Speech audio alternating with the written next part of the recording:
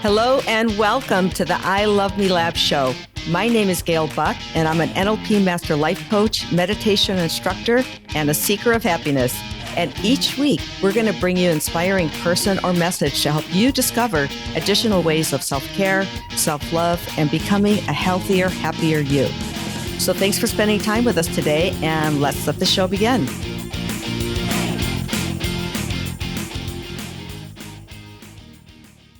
Hello and welcome to the I Love Me Lab podcast. And I'm excited today to be here with Michael Speakman. And Michael is a licensed independent substance abuse counselor. He is the founder of PAL.org, which is Parents for Addicted Loved Ones, and also the author of this book. And the name of the book is The 4 Seasons of Recovery for Parents of Alcoholics and Addicts, and is how to help your adult child give up destructive addictions for good. So welcome, Michael. Thank you. Good to be here. Thank you so much. So we had a little chat earlier, and I was letting you know that this is actually the third time I've purchased this book. And the first time I purchased it was around 2014 or 15. And I think it was shortly before I met you the first time. Unfortunately, in my journey, I was not ready. I was early in the journey of my son's addiction, and it was too painful for me to actually read it at that time. And so, can you tell us about, just for clarity's sake, what is addiction, and how does this happen, and how does this evolve? Yeah, that's a $64,000 question, I would say, in the old days. There's a lot of different opinions about that, and I'm going to share my opinion based on my own experiences in this field, and also being in recovery myself for 44 years. And I'm want to say that what I'm going to share with people, I always like to let them know that if you hear contradictory information, it's liable to be just as true or more true than what I'm saying. In other words, there is contradictory information out there. You will find that and see that. And so I'm telling people this is my way of saying that take what you want. What I'm sharing with you is I'm considering it as theory. Take whatever you want and use it and leave the rest behind. It's up to you to figure out when you're getting contradictory information which one to use, and it's not always easy to do that, but we can't avoid it because life has contradictory information. Addiction is about a person's life. That's a big thing. There is no test for addiction. It needs to be self-diagnosed. Ideally, the person, because of their experiences, who's abusing substances, will have enough consequences to where they go, okay, all right, I am an addict, I am an alcoholic, or whatever, and now they can receive the help that we want them to get. And I remind parents that if your son or daughter that has a problem with substances, if they do not identify as an addict or alcoholic, I recommend you don't use the terms alcoholism and addiction, because they might be just severe abusers who look like they're addicted. And again, very controversial. Now, you can go to places and get evaluations, but that's going to be still the opinion of the evaluator and they can actually take written tests. But again, it's going to be the opinion of that. So whether a person is an addict or not, or alcoholic, or just a severe abuser, uh, we may not know, but through time we can find out. So that's an important issue. If we label them, then what happens? Then that just gives them one other thing to argue about. So we don't want to label them.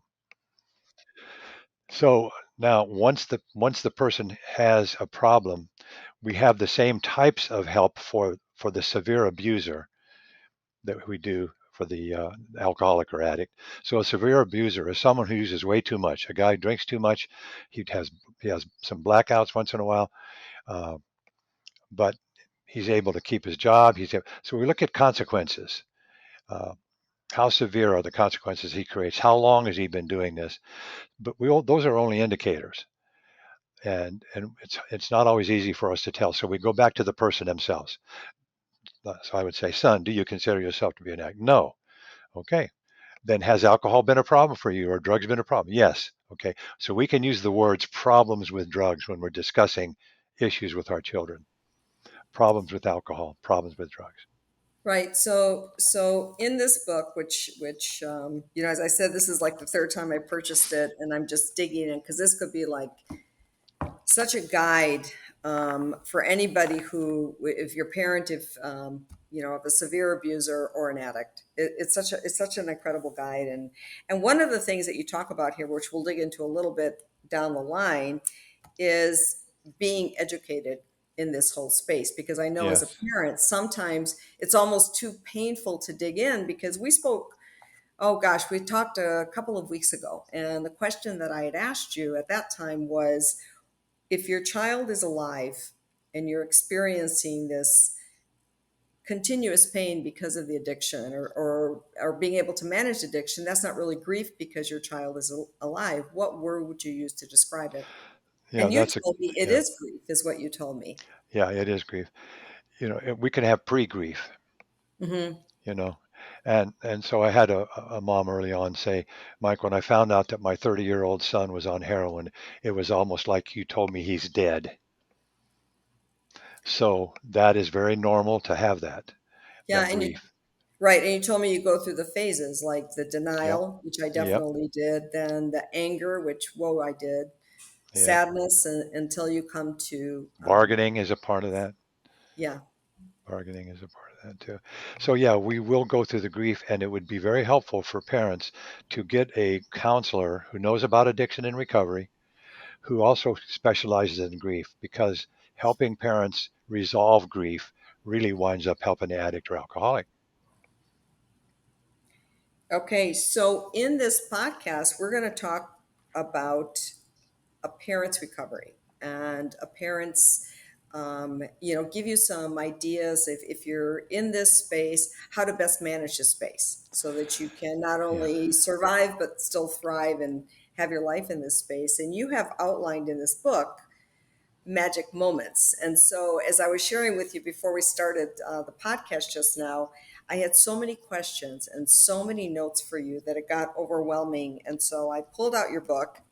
And again, I had so many questions and so many notes and so many earmarks that I Hmm. thought, for this visit, why don't we explore the magic moments? Would that be okay with you? As kind Sure. of like a Absolutely. step, yeah, Yeah. step That's with yeah. this. Yeah. Yeah, Yeah. so the magic moments, you said, is like a pivotal time in the relationship with your adult child. Yes. Yes. What happens quite often for parents who come to meetings, they will either say this or be thinking this, which is very valid. Why do I have to learn? Why do I have to be educated about this? I don't have the problem. He has it or she has it, the daughter or the son. Very valid point. We're not going to sidestep it. We're going to answer it because it is valid. Here's the answer. Number one, you did not cause it. Number two, it is not your problem. It is their problem. Number three, you can't control it and you can't cure it. And number four, the biggest one here going is uh, you, though, educating yourself, knowing that that will actually help you help him even better. Wouldn't you want to get that education if you felt it could help me help him or her even better? So that's how we explain that. Yeah, even navigating the space, because for any other parent that's in this space, you kind of, it's almost like you get whiplash. And I hear the parents, the biggest thing is, what do I do? What do I do? Do I pick him up? Do I not pick him up? Do I take him food? Do I not take him food? You use an example in this book of, somebody, there's a story of somebody, buying groceries for their adult child, or, sending them food when they ran out of money. Holy cow. I mean, I've, you know, my son has been at rehabs and sobers across the country, and I'm sending Uber Eats, Yeah, until yeah. I don't anymore, but just making sure that, they have that. And so we're going to talk about ways for you to manage yourself, which will ultimately help your child as well, help your adult child. Yes. And so one of the ways we could look at it from an overview standpoint is that if you were going to get a 2-year degree at a community college, and that degree was on recovery for parents. Mm. Recovery from what, Mike? Recovery from overhelping or underhelping, because both are problematic. So basically, what we're trying to do, we're going to make a 2-year commitment. We're going to show up for classes, and we've got 8 different semesters. Look at all the classes I can take.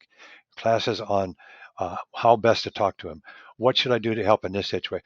In other words, we can learn and through time, but it is a long-term goal. So if you then make a commitment, I'm going to educate myself on how to help my loved one even better, then it's a long-term commitment. So 2 years is just a number, uh, but it puts me in a position where uh, it's like I'm not expecting this to change overnight or in the next 6 weeks or the next 6 months necessarily. But regardless of whether my loved one goes and gets there, say they need education on how to live life without drugs and alcohol to cope with their life. So they have like a 2-year, metaphor as well, where they go to the recovery University of Recovery, and they make a 2-year or longer commitment to that as well. It's a Yeah, long-term goal to change your life. yeah, and I think that's so important to mention. At least for me, I remember when my son came to me and he recognized that he had a problem, and he wanted help, and I sent him to the first of many rehabs. And I thought, oh, you know what? We're going to fix this. Let's find this rehab. Okay, 30 days, and we'll be Yeah, done with it. And just understanding that yeah, this is a marathon. This is going to be a absolutely. process and a learning process. So magic moment number one, and I don't remember if there's 5 or 6 magic moments in here. There are 5 magic moments. Magic moment number one is committing to recognizing the truth and announcing your discovery to your loved one. For example, I know about your problem. I still love you and will do everything I can to help you to resolve it. So, can you speak to that, Mike? What we're saying there is the game is up. I know you have a problem with drugs or alcohol. Now, we may not know this for years potentially. We could have a loved one who's got a problem and we don't even know it. It's like a big shock. But I have been trying to help you with whatever problems you've had, and maybe you're good at hiding it. But the time will come when I go, okay, you have a problem. We know you have a problem. You know that you have a problem, and now you know we know you know. So how can we help you? So that's what we call putting it on the table, payat, putting it on the table, Okay, payat. and you also speak here to parents who've experienced a repetitive winter. So the goal of this book is to end repetitive winter through education, experience, and willingness to make small incremental changes in how you help your addicted son or daughter. You'll be able to get into a point in your life where you no longer experience the repetitive winter of recovery, which I'm guessing is relapse. Is that? Yes, exactly. So we use the 4 seasons metaphor there. So in it's a tough time in winter. It's cold, and I may be stuck here, and I'm waiting for spring, and it's not coming here. So the work that you're doing as a family member, loving family member, because we may have parents on here and also other family members trying to help. Um, you can find out through your education. There's times when my helping is not actually helping; it's going the opposite direction. There are times when I need to do more of X and less of Y. But I really do believe that we never have to come to the place of saying, okay, I'm not helping you at all, ever. Now, that may be the fear that we have, that we may fear that we have to come to that place, but we don't, in my opinion. Why? But I can get to the point where, nope, not giving you any money. Nope, you can't live here. Nope, you can't use my car. Nope. Oh, you're hungry? Okay, I will meet you at a restaurant. Oh, you're out of state? I can't meet you for a restaurant. Um, but I could meet you for a restaurant if you were in state. And so that's something I will always be willing to give you is meeting for a meal once in a while. Hugs. I will never not hug you. Prayers. I will always pray for you. So there's 5 things that we will always give no matter what. And you tell me whether they're loving or not. Prayers, hugs, words of encouragement. and having a meal, but not the meal at my house, because you're welcome in my house, but your addiction is not welcome in my house. And so we can then get it down to the point where we are learning how to help you better. That's what the family Is members are that saying. also establishing boundaries? Like, can you speak to the difference Yep. between boundaries and rules? Yeah, there's a lot of problems with boundaries. Boundaries is just a limit, and there's courses, there's books. There's a good book just called Boundaries by there's a couple of authors that write that. There's two Christian authors that write one just called Boundaries, but it's pretty famous. You can look that up in Amazon. But boundaries is basically a limit. This is how much I'll put up with. This is how much I won't put up with. So if you're living in my house, here's what I won't put up with: you having drugs in the house. So that's the limit. Here's the consequence: if you have drugs in this house, then you will have to leave. So that's a good example of boundaries and consequence. Now, the reason we're using them is because it's my house. If I'm living in your house, I can't tell you if you use drugs, you have to leave. It's your home. So boundaries and consequences works when we are being affected by the actions of another. And again, if you're not living with me, I'm not being affected by your actions. If you're not calling me for a month and you don't hear from me, yes, you are affecting me if I love and care for you. But that doesn't mean I have the control over you to get you to do it. But No, if you're but in living in those my house, I cases, do. yeah, Go but ahead. in those cases, what you do, and yes, it affects you, but that's when, working on your mind and working on reframing and working on yourself, right, will help you to Yep. kind of stabilize and stay grounded to be able to look at things a bit differently. So when you have that fear because you haven't heard from someone, or you have the fear because you hear from them constantly, you're able to Yes, manage that process differently. absolutely. So now we're getting kind of in the territory of manipulation. Mm, And so that's a big subject as well. But I want to go back to the college of life. The addict and alcoholic has to go to the college of life and take those classes so that they can mature and grow up and be a responsible adult, drug and alcohol free if necessary. And so as as family members, we're learning the things that we need to learn, and at the same time, uh, we are making changes. And it's going to take some time. So that's our long term goal. We're going to meetings, we're reading books, we're making friends with other people who can relate to us, we're creating like a little team. That's the long term goal. hmm. And the short term, but we also have a short term goal, and that is, Mike, what do I do today? Yeah. So it's not either or, a short term or a long term, it's both. It's both. And so what do I do today? Well, I can get suggestions. I can call my counselor. Oh, that's part of my team. So all of these things, the going to the meetings, making friends, and reading the books, that doesn't substitute for a counselor. So finding a good substance abuse counselor, being part of your team, especially in the early days, is highly recommended. Right, and this is for you, the parent, This is for as the well family as member. Yep. the person with the addiction, which Yeah. is not in your control. They have to want to do that, right? Yeah. Exactly. But Exactly. really, you need to have that support as well. I'm talking Yep. from personal experience with people I've worked with, but also from my own uh, personal experience. And I did all the things in reading and looking for information when I could, but there was so much pain that there was some stuff that I couldn't look at. I think it was in so much denial that I would push away anything that made me uncomfortable. Yeah. And having had if I would have had a counselor for myself at that time, that would have been very helpful to navigate Yes, those. because there's a lot to learn. That's why I Hmm. give myself that time. That's like that old saying. That's why God invented time, because so we don't have to do everything all at once. That's right. So, and this is actually magic moment number two. So, committing to getting new learning and letting your loved one know you're doing so. I'm Yep, educating myself in order to help you better. yep. And I think the other thing we can mention at this point is the concept of the message behind the message. So if I tell you, you're my loved one who's got an addiction problem. What are you doing for your problem today? Are you going to meetings?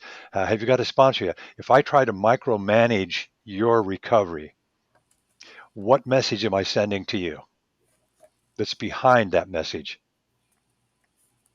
Well, I would think it's that you're not capable, or that I mean, Absolutely. yeah. You need me to treat you like a child, like I did all those years. And that's where PAL comes in. Is because we're learning about that dynamic and how to make changes and adjustments in that dynamic. And Because this our is culture the doesn't teach it. yeah, this is the organization that you founded. Yeah, yeah. So Yeah. that's where that comes in. So we're learning a whole nother way of interacting, which depends on communicating, how I communicate you. I'm going to change how I communicate with you to help you better. I'm going to change what I do and don't do with you, which will help you better. But it's going to take me a while to learn because if you're 28 years old, you probably started in your teenage years. So we've got quite a few years of you being used to this using drugs and alcohol stuff. 90% in the recent studies, 90% of all alcoholics and addicts, regardless of age, started in their teenage years or early 20s. Yeah. So that's one of those predictable things that we can make. That's 80, 90% of the case. I read some stats the other day, and it said 8% started in the eighth grade, which Well, is, yeah, it's yeah, getting younger. I watched it over the years, over the decades. It gets younger every year. yeah. Yep. So also in the magic moment number two, you provide an enabling checklist. And I was sharing with you that that was one of the Yeah, words I used to hate it when yeah, people would bring up yeah. I enabling. don't like that word either. Oh my gosh. For me, Yeah, it was like I would get very defensive and you don't know what you're talking about. yeah, And now that I'm grounded enough that I can read this checklist and I can see, okay, I'm going to be honest with myself. And you list 20 different things that are you doing this, mm, right? yeah, One example is, have you ever called in sick or made excuses to someone else's job or school, is an example. And of those 20 enablers checklist, I will confess I could check off 15, yeah, 15 of yeah. 20. Yeah, the only thing you're guilty of there is you're guilty of too much help. How can too much help not be loving? If you love It came someone, you from help love, them. that's for sure. It came from Yeah, love and wanting to yeah, protect. That doesn't mean that I yeah, ultimately helped, right? yeah. Which I is don't know hard. if, 'Cause- Yeah. yeah, I don't know if it's in the if I heard this from a minister or whether it's in a quote from the Bible, but it was every virtue overdone becomes a sin. Oh my. Okay. So that's along those lines as anytime you overdo something, regardless of how good it is, if you overdo it enough, it's not good. But it's hard to set limits when you love someone. It's even harder if you still think of them as your little boy or little girl. Yeah. And this almost leads us into this other project that you're working on. I want to really stick to your book because of time, but Hmm. would you like to speak a little bit to, you were talking about the challenging of parenting in today's world, and I think that the lack of a tribe in the community and things. Yeah, yeah. There's a real disconnect from childhood to reach maturity. To adulthood in our culture. We don't really have a structured way to do it. It just kind of happens, and that's problematic. But the other thing is we don't usually talk much about it. We don't have much common understanding or agreement on what an adult is. What are Mhm. adult coping skills? When does a person become an adult? How do we know that they're an adult? What's the difference between their thought processes of an adult and an adolescent? And so there's a lot of sort of mystery and magic. And there's a series on TV now called Gods of America, and it's a story, Mhm. but it's a lot of violence in it. But it talks about history, it talks about spirituality, it talks about human nature, it talks about uh, what's philosophy, all of those things. And I'm not necessarily recommending it to see. It's a pretty good drama. It's pretty bloody, but in it it has little pieces of the pie that we could say if we took all of these pieces of the pie together, then we would have things of wonder. We would have things of spontaneity. Those are things of children, Mhm. things of joy, things of unbridled enthusiasm. Uh, you know, those are qualities of children that are baked in them. And then as they get older, they lose them.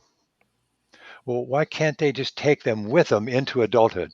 Because they seem to be opposites. I can't take black and white at the same time and mix them. What do you get if you mix black and white Right. together? Yeah. But if you have black and white thinking, this is good and this is bad, we ain't going to mix them. I'm Yeah. going to hang out with the good. I'm going to stay as far away as I can from the bad, and I'm going to hang out. Well, wait a minute. My brother has it. He has a mixed. He has he has bad over here and good over, so therefore we have conflict. So we have a world full of conflict, Yeah. and there is conflict between adulthood and childhood. And if it didn't affect addiction, we wouldn't even be talking about it. Wouldn't even mention. It's just cute that I still call him Billy, Bobby, Mikey when he's 38 years old. It's kind of cute. But you throw in an addiction, it goes from cute to hopeless, potentially, potentially. So the reason why I started PAL was for parents. I saw way too many parents I was educating for 30 years.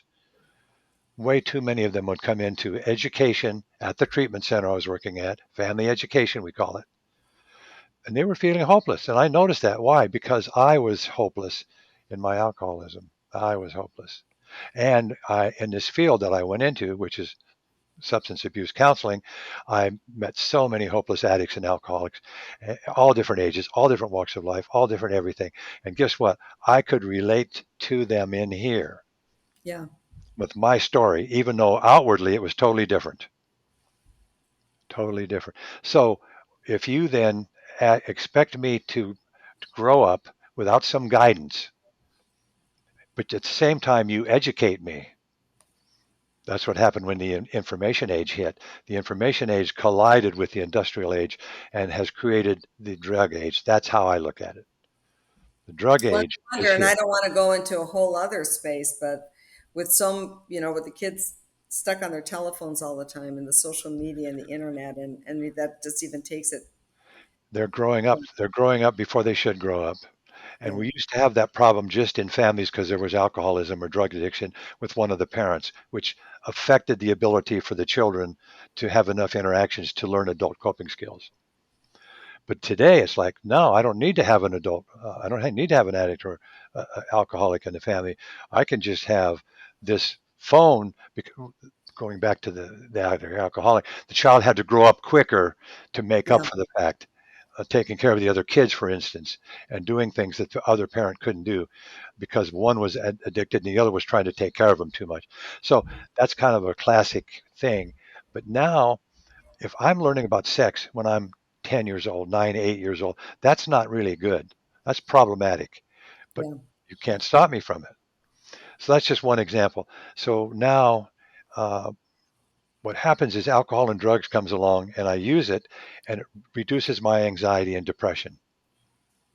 So since children are using younger and younger, that I'm working on a book for parents of adolescents and also a group for parents of adolescents. But once again, it's predicated on parents willing to change their parenting style.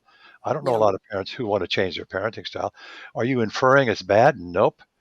Well, then why are you asking me to change it? Because we live in the drug age and we don't have a lot of concrete information of how to adjust our parenting for that. That's what PAL does. That's what my book does. That's for adult children. Yeah, and actually, I was reading some stats this last week that the problem is actually increasing and the deaths are increasing with fentanyl.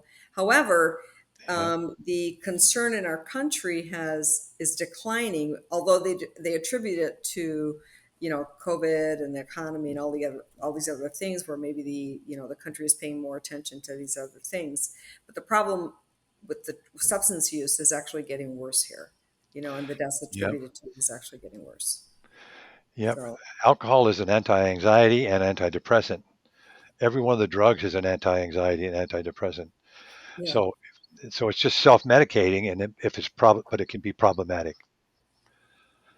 So it's a long-term project on working on the one for the parents of adolescents. But those are some bits and pieces of Yeah, it. I know you share. I'm eager to dig into those as that start because I think it's so necessary and sounds so interesting. Now let's go to magic moment number three. Okay. which is apologizing for not treating your adult child like an adult. Guilty.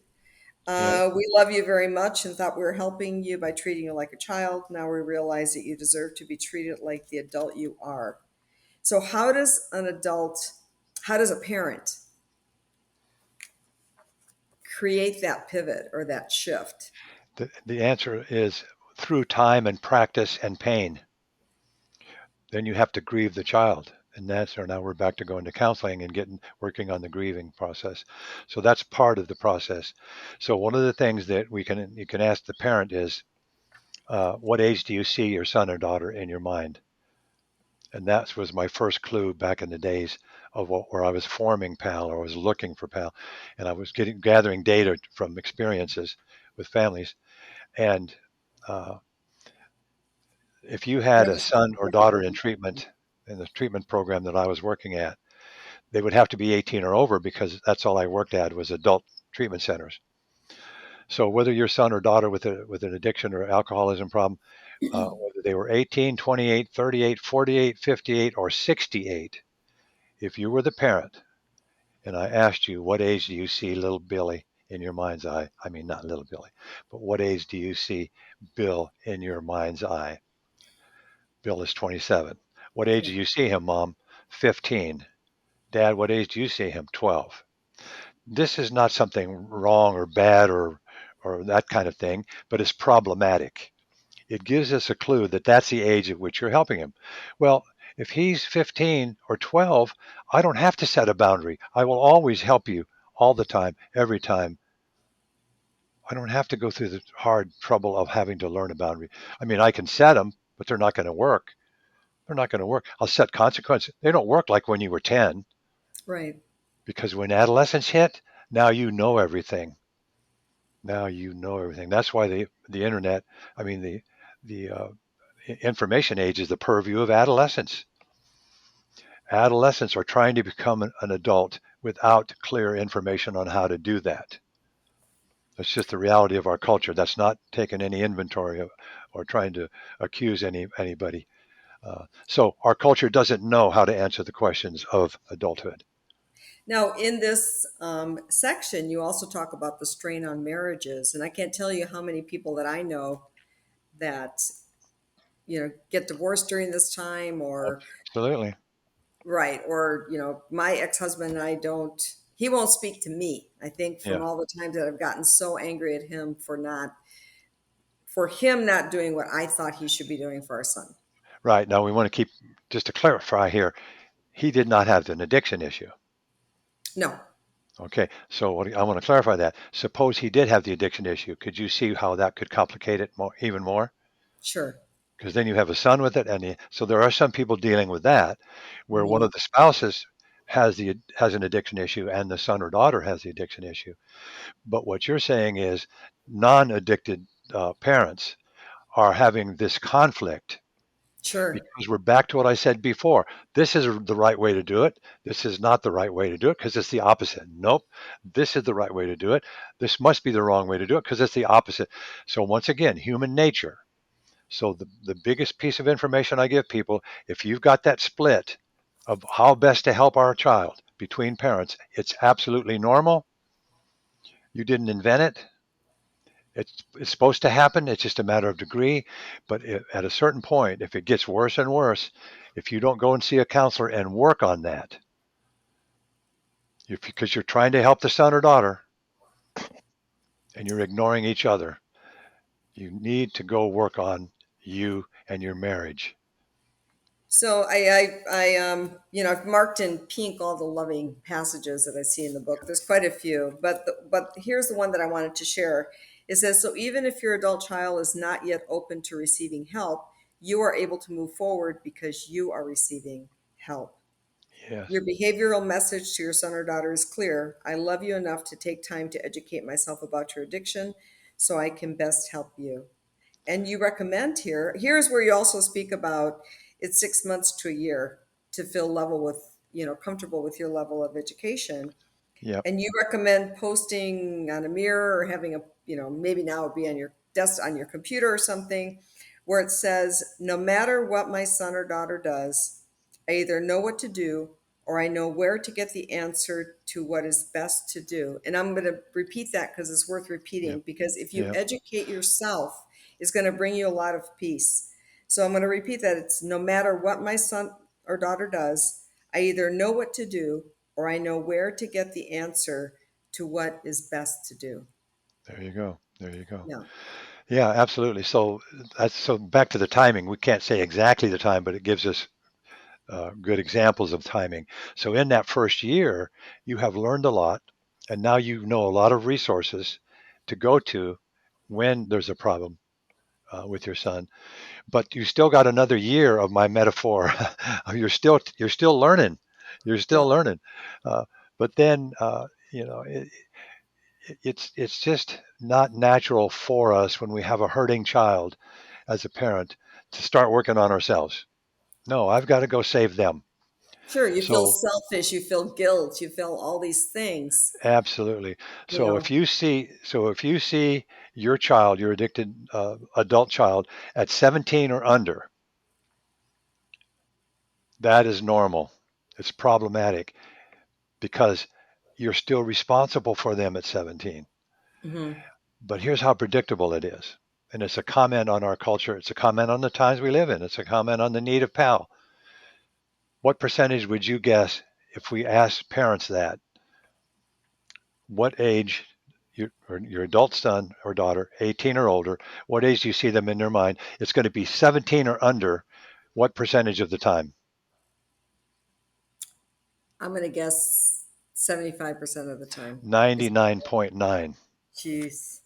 Yeah. 99.9% of the time.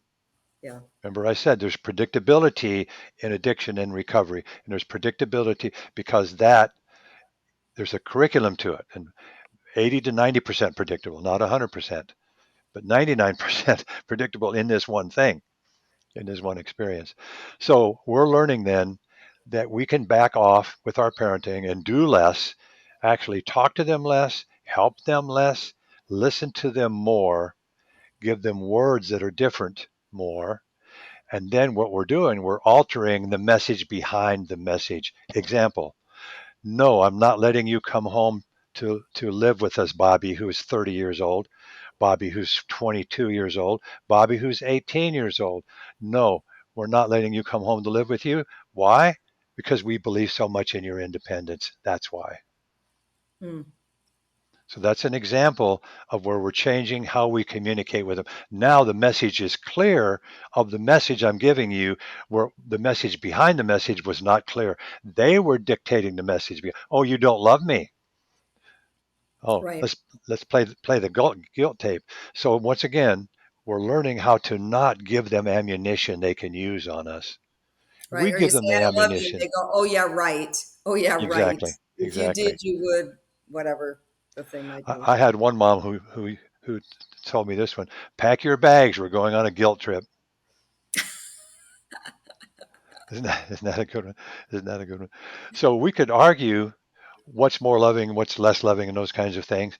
And it's always open for discussion and things. But at a certain point, we can actually ask our addicted son or daughter, uh, do you like these changes that I'm making and how I'm treating you? We can actually ask them, and you might get two different opinions because part of them will not like it, but the part that will like it might be a smaller part without much verbal. The other one, the addicted part, has got the stage, but this Right. other smaller part goes, boy, it feels so good that you believe in me. I'm not going to say that, but it feels so good that you believe in me. So we can actually give them hope by gaining hope for ourselves. Parents and children are emotionally and visibly connected, period. Yeah. Period. Even if they live out of state, you have an influence on them. Even if you haven't talked to them in 5 years, you still are influencing them by what you do as parents. You will never not be their role models. You will never not be their role models. And so think in your own situation with your own mother and dad. And God bless that if they're not alive now, God bless them.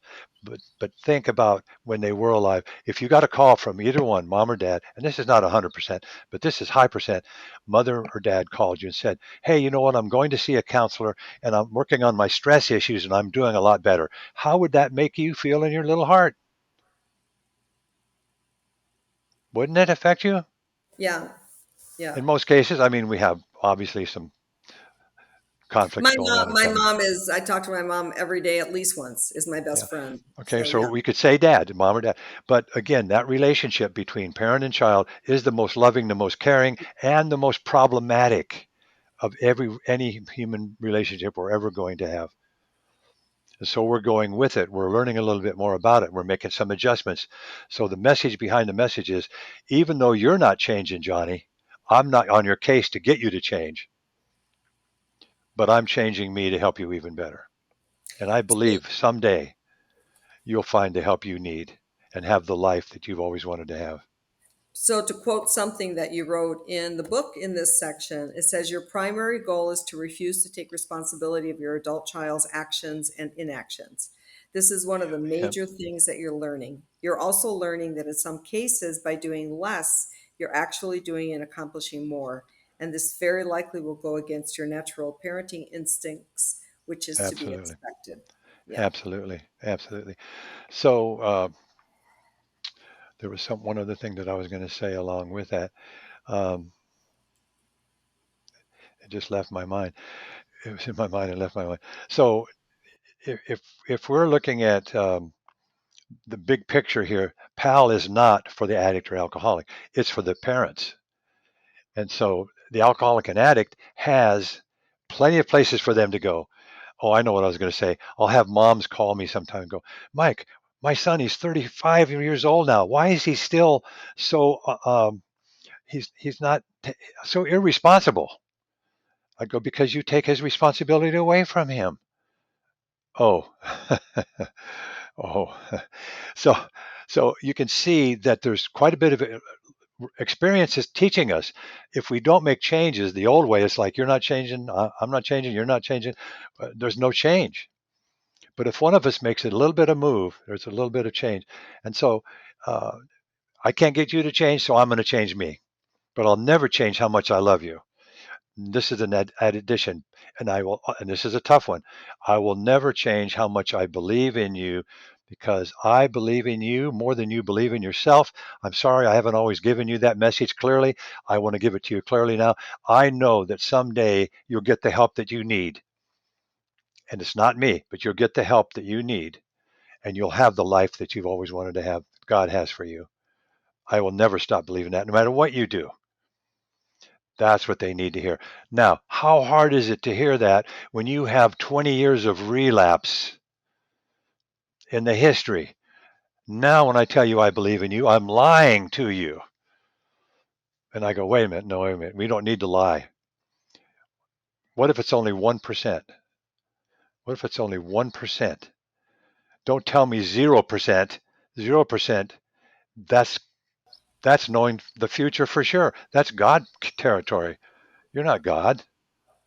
It Hey, could be point, I've been in you know what I'm this saying? journey for over 2 decades, and I still absolutely adore my son with all my heart, and I do believe in him. He is like Yeah, the most resourceful yeah. person I've ever met in my life. But you're looking to believe in him, but it's comforting sometimes to not believe, because now I won't be so hurt. Now it's like disappointment insurance.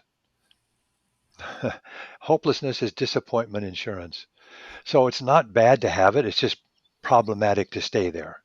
Yeah, People come to POW because of hopelessness, and they find hope. yeah. And I So think also even if that only, sense of community yeah. that you offer there is really important.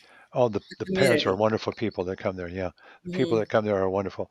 So even if only 0.5% of me, less than 1%, believes in you that someday you will, a specific belief, someday you'll get the help you need and have the life God has for you. I believe that in my heart. 0.5%. That's the part I focus on when I'm telling you it. Yeah, You follow me? So I'm not lying. Oh, mom, you're lying. You know how many times I've disappointed you. Yeah, but it hasn't stopped me from believing in you. We don't need to lie. But we right. need to sometimes examine what's going on and be willing to make changes. We want them to change. Well, maybe we can make some adjustments as well. And we can always practice PIOT, putting it on the table. Down the road, we can always ask the son, hey, what do you think of me when I tell you that? I just told you that I'll never stop believing in you. What do you think when I tell you that? I like And that. who knows what they're going to say? They might say, that's BS, or they might say, well, thanks for saying it, Mom. Or they might go, I don't know. Who knows? The point is, you planted a seed of truth. Yes. Point is, you planted a seed of truth. It's hard to plant seed of truths when you're going, have you seen your sponsor yet? How many days clean do you have? Why do you still lie to me? So what we're doing is we're interacting with, we're letting them go and moving on. Help me, help me. No, we're, it's scary. So your magic moment number 4, I think, speaks to this: committing to changing how you help. I'm Yep. going to treat you like the adult you are and adjust the way I help accordingly. Then back to boundaries and consequences. Depending on the circuit, there's a million different circumstances. Depending on, I might let you stay in the home for a while. Depending if you're clean and sober now, maybe, okay, but there'll be a target date by which you leave. And see, that cuts the string. So now that's another topic. But that target date, that's a boundary. So you come in here, we're willing to let you be here for 1 week. You can get a job, save up enough money to leave. Okay, and then you can put that in writing and date it and sign it. But while you're here, if you use drugs, you're going to have to leave right away. And we're going to drug test you. And we're not telling you what day we're drug testing you. So again, you see the boundaries and the consequences there. That's how you treat adults. Here's how you treat the child. Get your butt in there and clean that room, or I'm going to take your phone away from you.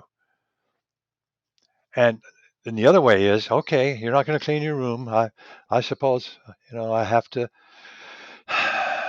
It just upsets me a lot, but that's okay. In other words, we have the ability and the power to make them do things when they're 10 years old, 9 years old, before puberty hits. But we don't change our parenting with puberty, and we don't change our parenting when adulthood hits at 18. And this is the legacy of not changing our parenting. We didn't ask for this. We don't know. A lot of people don't even want to know this. I don't want to know that. Don't tell me that crap. Now, speaking about strings, you actually have a quote here that I circled. I don't know who Uh wrote huh. it. But only when every string was cut did Pinocchio have a chance to become a real boy. Yes. Yeah. So that's the other. Now we're back to the enabling, and the strings are: I'm paying for a cell phone. I'm paying for his rent. I'm paying for her car. I'm letting her use my car. Uh, her mail comes here, even though she's 38 years old and living in another area.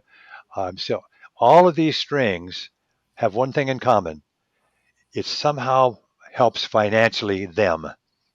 So Yes. I don't have to pay for the cell phone because you are. So that money now is available for me to buy drugs.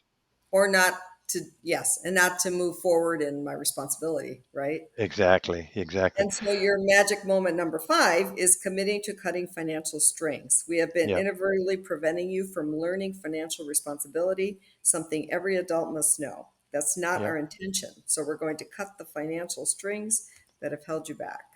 Good point. But we're going to do it in an adult way. We're going to do it with boundaries and consequences. So, for instance, this we have strategies for how to do it, where I'm not just pushing them off a cliff. We know that you don't have a stable place to stay, so we will take you to a post office of your choice, and pay for 1 year post office box, and that will be your Christmas gift. See, what makes a string is the never endedness of it. How many years has he been on my cell phone plan? And oh, I'll pay you. Yeah, but that's not the issue. How many years? There's no end date. So it matches the no end date of me ever being an adult. So that's why we cut the string. But we're not just throwing things away. We're doing it with negotiation and with strategy. We could do the same with a cell phone. We're going to cut it off after 60 days. That's too short. Okay, how about 90? We're negotiating. How about 90 days? Okay, we'll do 90 days. We're cutting it off after 90. It gives you 90 days to find your own place that you want to do it. And when you do, we'll actually pay for the first month as a gift. A gift is not a string because there's an end date to it. A gift is not a string. So once we have all those strings cut, what's the message behind the message? We wouldn't have cut those strings if we didn't believe in your ability to pay your own way. And conversely, oh, we got to pay it for you because you know what a loser you are. We, and, You and know, you and know, that's really that's an excellent point because I mean I was guilty about that forever. I mean, you do it for out of love and wanting to protect and wanting to help, but in actuality, sure, you are sure. supporting a belief that you don't believe that they can do it, and so you're just going Yeah, to take care of it because you don't think that they can do it. yeah. Well, And does you've been through this for a while, so you've got quite a few classes you've taken at the family oh yeah, education recovery. So you could be a teacher you could be one of the instructors oh in yes, the yes. University of Now Family Education. I love magic moment and our final moment, magic moment Uh-huh. number 6. You're experiencing a new level of peace. And that's every reason why I created this podcast is to Yeah, love yourself more and to find peace and serenity and joy in your heart. And you say you're feeling greater serenity because you know in your heart that your hard work is paid off and you're doing the very best that you can for yourself and your loved one. yeah, yeah. There you go. That's a good point. That's a good point. Well, well, this has been very good. I really appreciate you taking Well, the I have time. and I have a final question for you. So Sure. this is the I Love Me Lab podcast. And Hmm. so if you were to, knowing that we're speaking to the parents, if Uh-huh. you were to speak to the parents and say, if I could give you one wisdom nugget of how to show yourself love or self-care more, what would that be? That would be to consider going on vacation together as a couple. And if you're not a couple, then go on with a best friend. When you go on, I used to say this at the PAL meetings all the time. Um, Picture that you're in Hawaii and you take a selfie and you send it back on a text to your son or daughter that says, with the picture, "We're having a ball. Wish you were here." Um, and in the future, we hope that you will be. Love, mom and dad, or whoever. And now, here's what's the message behind the message. What's going on in his head? He's going, wait a minute, they look like they're having a good time. I thought I made their lives miserable for years, and they haven't had any fun or any joy for years. And I'm the one who made it happen. It's like, wait a minute, maybe I'm not 100% in charge of their pain and their stress, maybe only about 60%. That conversation can go on in their head because they're constantly thinking, constantly looking. And so, once again, the message behind the message, it would help them tremendously, most of them, tremendously to know that they're not killing you because that's what they think. They're not Yeah, killing because you and couldn't for be the there and do this. yeah, and for the parent to go and have a vacation and allow yourself Absolutely. Self care peace and and see joy. a counselor. Whatever gives you joy, whatever gives you peace. The counselor can give you more peace because grieving gets it out of me. And then underneath that grief that's stored up over years, there is inner peace just waiting to, Yeah, it's kind of trying to push it out. yeah. So I would encourage you that counseling, self improvement, and that recreation and fun, those two things. By the way, that's what we're trying to get the addicts to do more of. And Yes. if you see them saying, well, I'm using all the time and I'm having fun, it's not the same. Yeah. It's altered fun. It's not true fun. It's chemical fun. We're talking about them having recovery educates them on how to have what we want the parents to have. Mike, thank you so God bless much. you. I recommend this book. Again, it's Recovery for Parents of Alcoholics and Addicts. You can find it on Amazon, and all the proceeds go to pal.org. It's actually, I'm sorry, it's actually palgroup.org. Hmm, But if you buy the book on palgroup.org, that's when the that's when proceeds they're go. when it's able Yeah, to benefit their organization. Okay, yeah, palgroup.org. Okay, there you go. palgroup.org. Yeah, Okay, it, and look up pal.org, or is it palgroup.org? palgroup.org. But I think it's there's enough on the web that if you just said pal, you'd eventually find it. Yeah, yeah, we have a lot of resources and tools for you there, and also to get a sense of community. And of course, you can reach out to Mike at mikespeakman.com. Is that correct? Yeah. And the actual Um, website is speakmancoaching.com, but mikespeakman.com will take you there. and Mike, thank you so much for You're being with welcome. us today. I look forward to having you back again. And for all you listeners, thank you for listening and be sure to reach out if we can be of any service. Thank you. Thanks so much for listening to this conversation. If you enjoyed it and want more information on our guests and resources, please visit ilovemelab.com. And please, if you enjoyed this episode, remember to subscribe and share with a friend. Hey, there's more great episodes to come. So until next time.